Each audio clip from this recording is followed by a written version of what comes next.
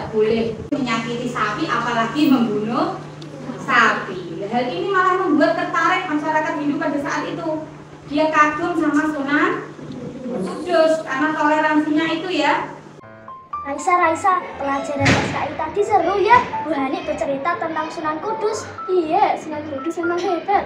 Hebat bagaimana? Bagaimana tidak, ketika beliau berdakwah, masyarakat Kudus mayoritas beragama Hindu, Buddha, dan lain kepercayaan. Pasti nggak mudah kan? Masyarakat Kudus juga hebat loh, karena masih memegang teguh ajaran toleransi yang diajarkan Sunan Kudus sampai sekarang. Teman-teman pada penasaran nggak apa saja ajaran toleransi yang diajarkan oleh Sunan Kudus? Biar tidak penasaran, yuk lihat film dokumenter karya peserta didik kelas 6 FMI Banat Kudus. Selamat menonton, bye!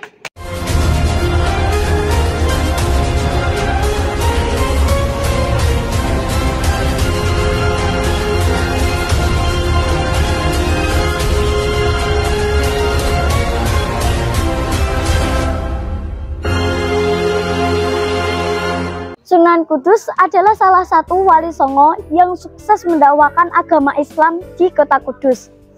Bahkan ajaran toleransi Sunan Kudus sampai saat ini masih dipegang teguh oleh masyarakat Kudus.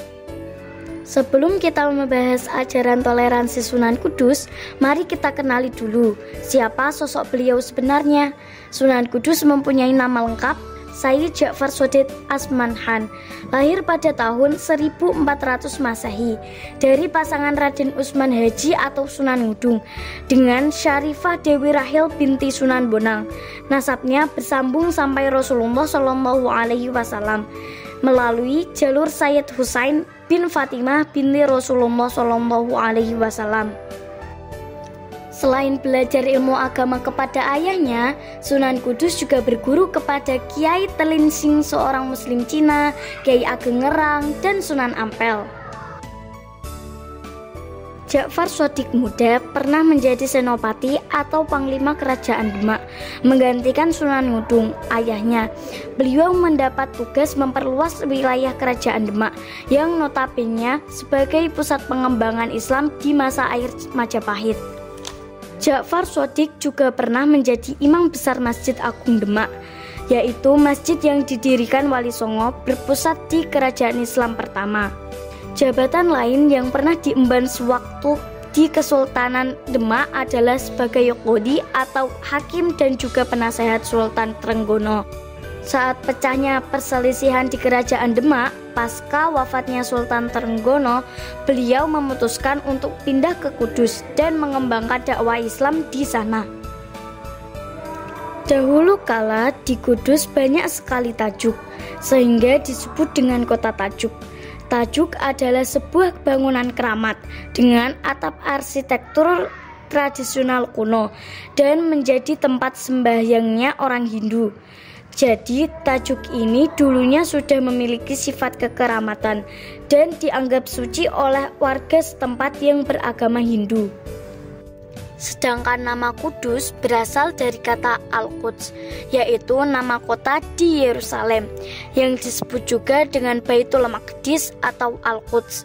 Pengambilan nama tersebut karena Sunan Kudus pernah berjasa menangani wabah penyakit, sehingga beliau diberi hadiah oleh Amir Palestina berupa daerah di Yerusalem. Tetapi Sunan Kudus meminta dipindahkan ke Pulau Jawa, yaitu di daerah Tajuk. Peristiwa itu terjadi setelah Sunan Kudus melaksanakan ibadah haji, lalu melanjutkan perjalanan ke Palestina. Setelah permohonan itu disetujui, Sunan Kudus kemudian mendirikan sebuah masjid di daerah Tajuk pada tahun 956 Hijriah atau 1549 Masehi, dan masjid itu sekarang dikenal dengan nama Masjid Al-Aqsa atau Masjid Menara Kudus. Sunan Kudus wafat pada tahun 1550 Masehi, dimakamkan di belakang Masjid Menara Kudus, Kota Kudus, Jawa Tengah. Apa saja sih ajaran toleransi Sunan Kudus? Yang pertama, larangan menyembelih sapi. Sebelum kedatangan Sunan Kudus, Kiai Telinsing sudah lebih dahulu berdakwah di daerah tersebut. sehingga sebagian penduduknya sudah memeluk agama Islam. Hanya saja belum berkembang pesat dan masih banyak yang mempertahankan ajaran lamanya. Kepindahan Ja'far Shadiq ke Kudus yang menggunakan metode dakwah sederhana bisa diterima masyarakat setempat, sehingga beliau mendapat sebutan Sunan Kudus. Di awal dakwahnya, Sunan Kudus mengedepankan persatuan masyarakat lokal dengan menghormati pemeluk agama lain, yaitu Hindu, Buddha, dan aliran kepercayaan. Ada suatu peristiwa menarik. Suatu hari, Sunan Kudus membeli seekor sapi besar yang diberi nama Kebu Gumarang. Sapi itu ditambatkan di halaman rumahnya. Masyarakat yang melihat Sunan Kudus memelihara sapi berukuran besar itu pun penasaran dengan apa yang akan dilakukan terhadap sapi tersebut. Dalam ajaran agama Hindu, sapi adalah hewan suci karena dianggap sebagai kendaraan para dewa. Oleh karena itu, rasa penasaran mereka sangat tinggi dan membuat banyak orang berkerumun di halaman rumah Sunan Kudus setiap harinya. Melihat hal tersebut, akhirnya Sunan Kudus keluar rumah dan berkata bahwa sapi tersebut adalah peliharaannya. Beliau pun bercerita bahwa di masa kecilnya pernah ditolong oleh seekor sapi sewaktu dalam bahaya. Sebagai ucapan terima kasih, Sunan Kudus melarang murid dan pengikutnya untuk menyakiti dan membunuhnya. Beliau juga mengatakan bahwa salah satu surat yang ada di dalam Al-Quran ada surat yang bernama Al-Baqarah, yang artinya sapi betina. Mendengar hal tersebut, masyarakat pemeluk agama Hindu jadi tertarik dengan sosok Sunan Kudus dan mulai bersedia mendengarkan ceramah serta dakwahnya. Hingga saat ini, budaya larangan menyembelih sapi masih dipegang teguh masyarakat Kudus, termasuk ketika Hari Raya Idul Adha. Mereka menggantinya dengan menyembelih hewan kerbau. Larangan menyembelih sapi tersebut bukan karena dilarang dalam ajaran Islam, tetapi sebagai bentuk toleransi terhadap ajaran Hindu, di mana sapi dianggap hewan yang dihormati dan disucikan. Yang kedua adalah bangunan Masjid Menara Kudus. Dalam usaha menarik simpati pemeluk agama lain, Sunan Kudus juga melakukan akulturasi budaya Hindu dan Islam dalam arsitektur masjid. Menara yang mirip dengan candi ini dibangun bersebelahan dengan masjid yang merupakan tempat ibadah umat Islam, sehingga ajaran Islam terasa lebih membaur dengan masyarakat saat itu. Selamat pagi Pak, kami perwakilan siswi dari kelas 6 MINU Banat ingin wawancara tentang bangunan Menara Kudus. Kalau boleh tahu, siapa nama Bapak? Nama kamu siapa? Nama saya Alia. Alia. Nah, teman kamu? Ayah dan Alia. Alia dan Ayah. Ya. Nama aku Denny. Ya, jadi adik-adik bisa panggil Pak Denny. Dalam kepengurusan di Yayasan Menara Kudus, apa jabatan Bapak? Saya di sini sebagai staf humas dari Yayasan Masjid Menara dan Makam Sunan Kudus. Apakah bangunan Menara Kudus ini pernah direnovasi?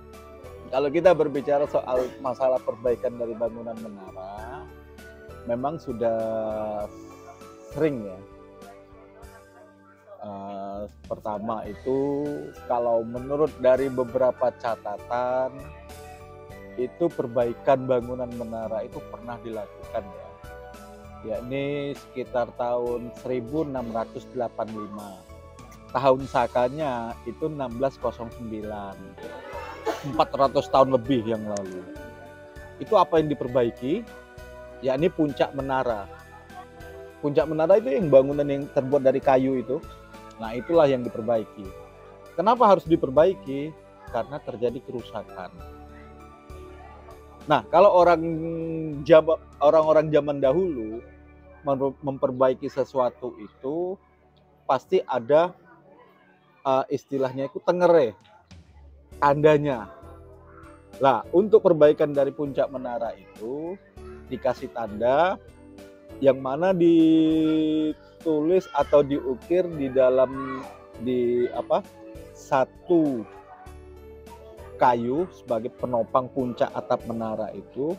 Jadi bertuliskan huruf Jawa yang berbunyi Gapura rusak ewahing jagat.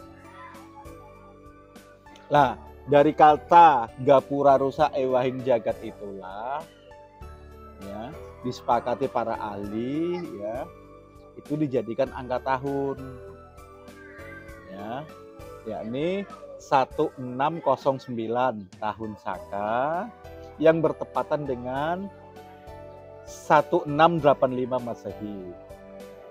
Itu yang pertama kali. Ya, itu yang pertama. Yang kedua, jujur secara pasti kita tidak mengetahui kapan tepatnya. Yang kita ketahui adalah sekitar tahun 33 di bangunan menara ini dipasangi ubin ya. Ubin pada anak tangga untuk naik ke atas bangunan menara itu ya. Yang bertujuan agar batu bata yang terpasang di mana di anak tangga itu tidak cepat rusak kena air hujan. Selain itu ada pemotongan dari anak tangga dari bangunan menara. Kalau adik-adik sekarang melihat bangunan anak tangga yang ada di depan menara itu, paling adik-adik ngerti kan hanya segitu doang toh. Tetapi pada zaman dahulu, sekitar sebelum tahun 1933, itu masih maju lagi kurang lebih hampir 2 meter. 2 meter dari yang adik-adik lihat sekarang ini. Maju ke barat anak tangganya, dimulai dari barat. Pintu masuknya dari sana. Tidak yang sekarang ini.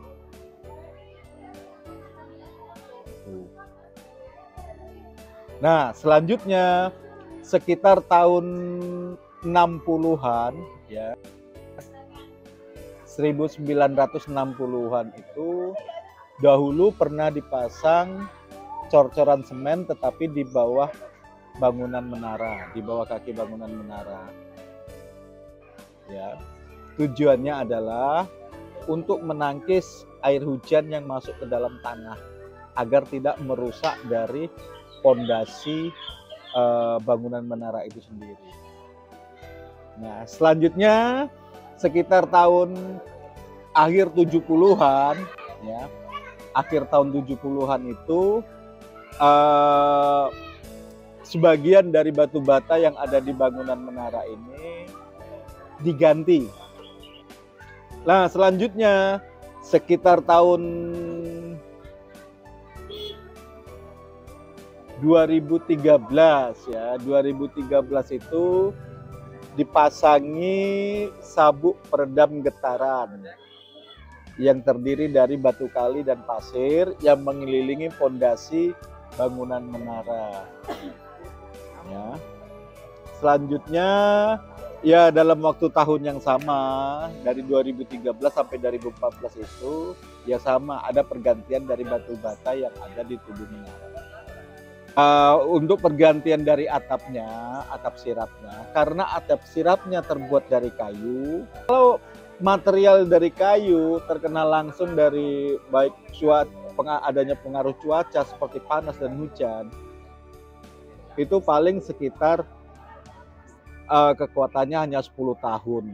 Makanya saya tidak mau menyebutkan kapan pergantian dari atap sirap yang di puncak menara itu, saya tidak mau menyebutkan. Kenapa? Karena sudah mungkin terlalu banyak ya, sudah terlalu sering. Bayangkan aja dalam 10 tahun sekali harus diganti. Padahal usia bangunan menara ini sudah 400 tahun lebih. 474 tahun. Ya toh? Ya tinggal ikan aja sampai berapa kali kan gantiannya. Ya apa enggak? Nah, ya seperti itu. Nah, itulah bangunan menara itu seperti itu. Memang sudah pernah beberapa kali terjadi perbaikan untuk di tubuh menara. Apakah bangunan menara ini pernah mengalami perubahan dari bentuk aslinya?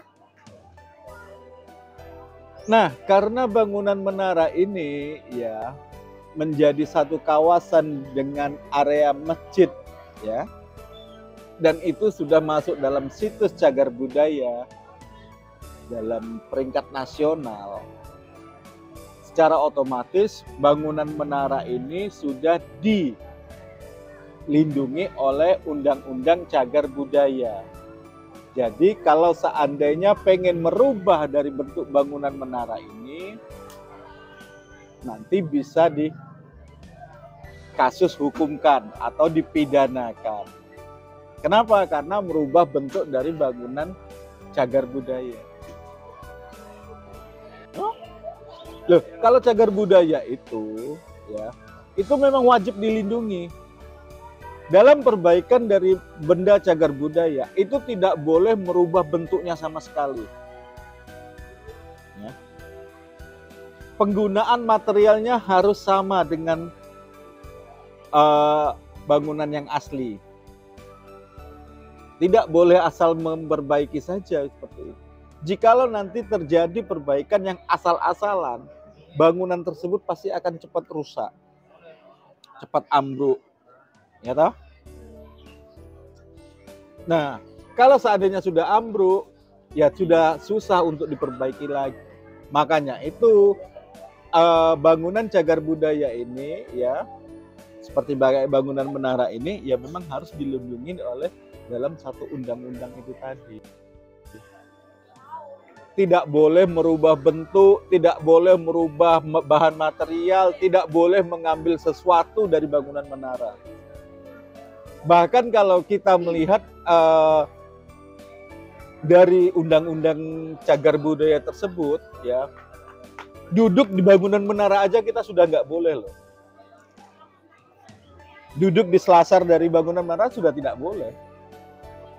Kenapa? Karena berpotensi untuk merusak dari bangunan menara. Nah, makanya itu kenapa bangunan menaranya ini oleh para pengurus yayasan diberikan pintu terus digembok. Tujuannya adalah untuk meminimalisir orang yang naik ke bangunan menara. Jadi siapa yang boleh menaiki dari bangunan menara? Mereka yang melakukan tugas untuk menabuh beduk dan kentongan. Kalau untuk para peneliti, kita masih mentolerir. Nah, seperti itu, Dik.